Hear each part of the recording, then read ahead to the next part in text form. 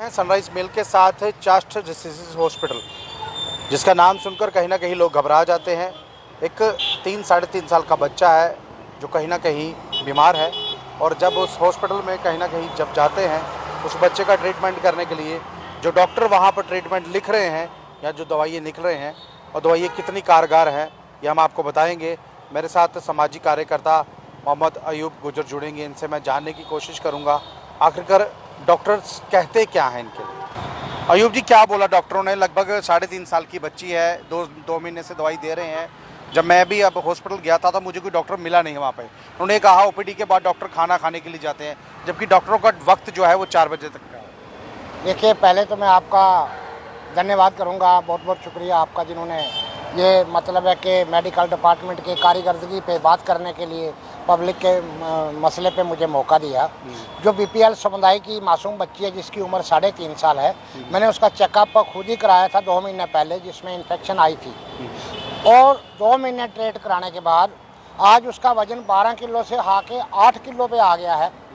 2 महीने ट्रीटमेंट कराने के बाद अब 2 महीने से जो उस हॉस्पिटल में टीबी अस्पताल है या चेस्ट डिजीज हॉस्पिटल जम्मू है, जो एक माना जाता है, वहाँ पर जो मैंने देखा है, अपनी आंखों से जो देखा है, जो डॉक्टरों का ट्रीटमेंट करने का जो तरीका है, जिसमें उन्होंने बड़े पैमाने का जो भेदभाव रखा है, वो भेदभाव ये है, कोई भी पेशेंट आ जाए उसको एक आधी दवाई लिख दी, एक आधा कोई मतलब है कि एक्सरे बना दिया, कोई छोटा टेस्ट बना दिया, भेज दिया।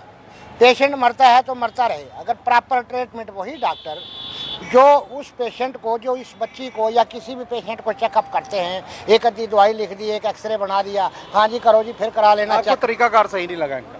मुझे प्रॉपर पता चला, इसी डॉक्टर के अगर क्लिनिक में जाएंगे तो ये उसी अपने क्लिनिक में 10 किस्म की दवाइयाँ, भूख लगने की, ताकत की, फलाने की, इन्फेक्शन की, टींगे की, और सारे एक बड़े प्यार से 15 मिनट लगा के एक पेशेंट को अच्छी एक दवाई लिखेंगे, चेकअप देंगे और उसको बताएंगे हफ्ते के अंदर चेकअप दोबारा आपने आना है, क्या करना है, कौन सा टेस्ट बनाना है, उसे इम्प्रूवमेंट लाएंगे 10 दिनों में, हफ्ते में उसे इम्प्रूवमेंट। 2 महीने से बच्ची को इम्प्रूवमेंट? क्योंकि यहाँ अस्पताल सरकारी है, कोई पूछने वाला नहीं है, यहाँ भेदभाव रखा जाता है, वही डॉक्टर अस्पताल में इलाज करता है। 2 महीने से एक दवाई लिखी हुई है, एक एक्सरे बनाया हुआ है, जब भी जाते हैं 4, 5, 10 बार 2 महीने में जा चुके हैं, जब भी जाते हैं और कोई दवाई लिखते ही नहीं। 2 महीने से बच्ची कुछ खा नहीं रही है, बार बार हम कहते हैं उसे भूख नहीं लग रही है, वो दवाई लिखते हैं जो बाजार में मिलती नहीं है। ठीक है, मुझे पता चला कि ये डॉक्टर जो है अस्पताल में मेडिकल के नाम से, ड्यूटी के नाम से आप एक पब्लिक के साथ खिलवाड़ कर रहे हैं। एक इन्होंने आप भेदभाव रखा है, यहाँ ड्यूटी के नाम पब्लिक के बैठ कर वहाँ कुछ कर दी, 2-4 बातें लिख दी तो उसको वोट कर दिया। देखो, ट्रीटमेंट जो डॉक्टर्स होते हैं वो कहते हैं हम डॉक्टर बन के आए हैं, डॉक्टर, आई एम डॉक्टर। जिस पेशेंट की बाजू पे हाथ रखेंगे उसे हम रिलीफ देंगे, मेरा पेशा है, मैं अपने पेशे से खिलवाड़ नहीं कर सकता। अब मुझे ये बताइए ना, वो बच्चा अभी चेस्ट डिसीज हॉस्पिटल में बिताए शालामार में है। हाँ। शालामार में उसका इलाज चल रहा है। हाँ। तो SMGS वाले क्या बोल रहे हैं? जो SMGS शालामार जो अस्पताल है वो है बच्चों का अस्पताल। ठीक है, अब जो चेस्ट डिजीज हॉस्पिटल है, जो उसकी चेस्ट की प्रॉब्लम है, जो चेस्ट में इन्फेक्शन है, उसके लिए फर्स्टली दिखाया था चेस्ट डिजीज हॉस्पिटल में। 2 महीने से चेस्ट डिजीज हॉस्पिटल में ट्रीटमेंट करवाने के बाद बच्चे का वजन 12 kg से घट के 8 kg पे आ गया।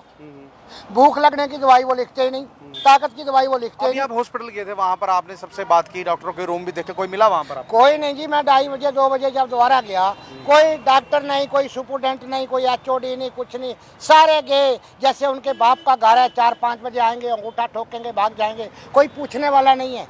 ये जो चेस्ट डिजीज हॉस्पिटल है, यहाँ जो लोकल डॉक्टर हैं, कुछ अदर डॉक्टर हैं जिन्होंने इस अस्पताल को अपनी अय्याशी का अड्डा बनाया हुआ है। मैं, आप यकीन मानेंगे, मैं एक दिन तंग आया इस बच्ची के लिए, एक डॉक्टर के पास गया तो उसने इतने, वो किसी पे फ़ोन पे लगा था, पता नहीं किसके साथ, अपने ये इतने जी कढ़ाइयाँ सामान लाना है, बजरी लानी है, अपने घर का कोई काम लगा रखा, उसमें मसरूफ़ था। जब पेशेंट को चेक करने की बात, ये दे दो, वो दे दो, वोट भाई। अच्छा, मैंने जो इन डॉक्टरों की हालत देखी है चेस्ट डिजीज अस्पताल में, मुझे लगा कि ये ड्यूटी के नाम की धोखाधड़ी जनता के साथ कर रहे हैं, ड्यूटी पे बैठकर। मैंने वो डॉक्टर देखे हैं जो अस्पताल में चेकअप के टाइम पर पेशेंट के जान डाल देते हैं। हम डॉक्टर हैं यार, हमारे पास पेशेंट आया, हम इसका पैसा लेते हैं, सरकार हमें अच्छी तनख्वाह देती है, हम जिस पेशेंट को चेक करेंगे उसे आराम आना चाहिए। लेकिन ये अस्पताल में नखरेबाजी कर देते हैं, थोड़ी सी इधर उधर एक दवाई लिख दी, एक आधा कोई टेस्ट बना दिया, वो मरता है मरता रहे।